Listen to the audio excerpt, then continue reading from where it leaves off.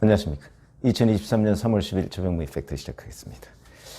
자, 어젯밤에 이재명 경기도지사 당시 첫 번째로 비서실장을 했던 전형수 씨 극단적 선택을 했죠. 그리고 이제 뭐 유서가 있네 없네 뭐 이런저런 이제 논란이 있었는데 유족들은 경찰 조사에서 이렇게 얘기를 했답니다. 최근 성남FC 사건과 관련해 검찰에 피의자 신분으로 입건되면서 스트레스를 많이 받았던 것 같다. 뭐 이 정도로 얘기를 했다는데 사실 이 집에서 노트로 6쪽 분량의 유서가 발견됐다고 합니다. 이 유서는 근데 경찰이 공개하지 않습니다. 그리고 유족들도 공개할 것을 원하지 않고 있다. 이렇게 얘기를 하고 있는데 그 중에는 이제 물론 가족들에게 미안하다. 뭐 이런 표현이 있고요. 그리고 성남FC 불법 후원금 의혹과 관련해서 억울하다는 취지의 얘기도 상당히 있다고 합니다. 6쪽 정도면 노트 6쪽 정도면 A4 용지로도 뭐 거의 그 정도 되죠. A4 용지보다 조금 작다고 보시면 되겠습니다. 그러니까 제법 많은 내용을 거기에 기록해놨다. 그런데 지금 흘러나오는 얘기는 이재명 이름을 거론하면서 이제는 모든 것을 내려놓으시라 뭐 이런 취지의 언급이 있는 걸로 지금 알려져 있습니다. 표현이 어떻게 되어 있는지는 모르겠으나 이재명 이름을 얘기하고 이제 모든 것을 내려놓으시라 이렇게 얘기를 했거든요. 그럼 이 모든 것이라는 게 뭐냐 과연? 그리고 내려놓으라는 게 무슨 뜻이냐 이런 것들이 이제 관심이 있는데 그러면 이 전형수 씨가 그동안에 어떠한 데 혐의를 받고 있었느냐. 우선 성남FC 후원금 의혹 그거 있죠. 무슨 얘기냐면 그 검찰이 청구한 이재명 대표 그 구속영장에 보면 성남시 행정기획국장 시절인 2014년부터 15년 사이에 네이버 관계자를 수차례 만나서 40억 원을 성남시에 지원하도록 했다는 내용 이런 것들이 있고요.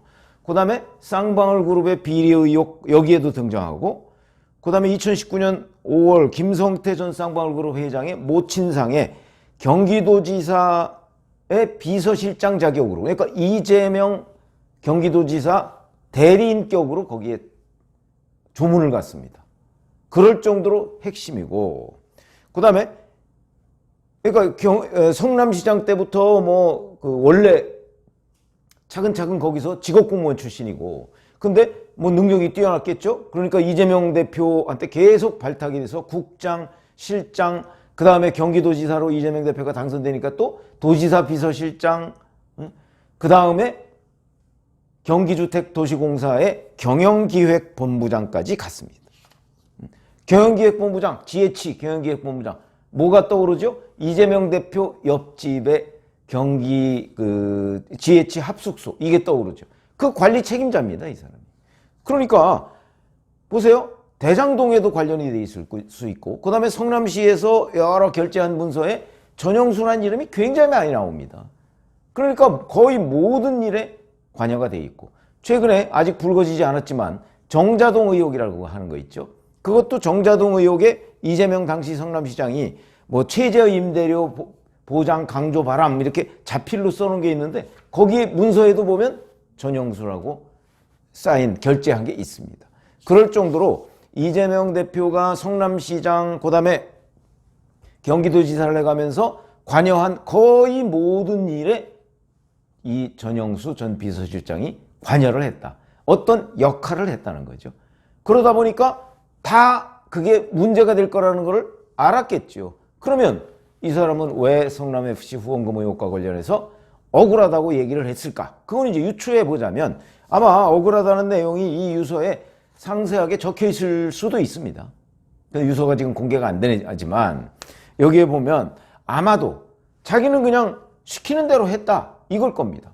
직업공무원으로서 시키는 대로 했다. 누가 시키느냐? 이재명 성남시장이 시키고 그 다음에 정진상 정책실장이 시키니까 자기는 그냥 시키는 대로 가서 네이버 관계자 만나서 실무적인 일, 행정적인 일을 뒷받침했다. 그런데 자기가 이재명, 정진상 등과 공범이라고 이거는 난 받아들일 수 없다. 아마 이렇게 판단을 한 것으로 보인다. 그런데 사실 이거 나중에 그 재판 뭐 끝내보면 알지만 그냥 어찌 보면 이재명, 정진상 등의 하고 비교하면 실무자입니다. 실무자급. 그러니까 뭐 실형이 나오거나 뭐 그럴 가능성은 별로 없어 보이는데, 그런데 이제 극단적 선택을 하게 되니까 그 스트레스가 굉장히 심했던 모양이고, 성남 FC 건 가지고 검찰 조사 받은 게 유일한 겁니다.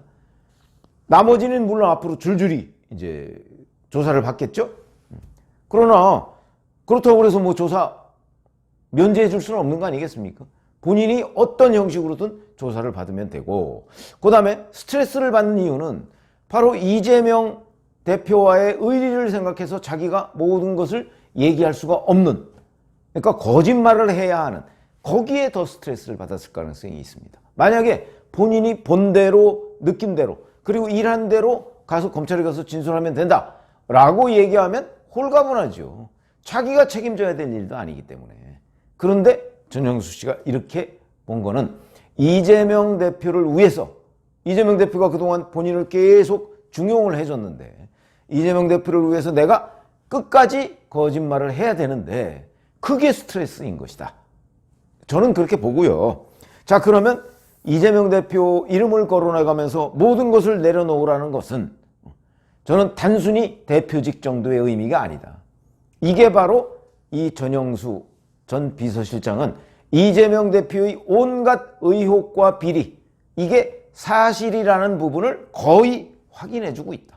실토하고 있다. 그러니까 모든 것, 본인이야말로 모든 것, 목숨까지 지금 내려놓지 않았습니까?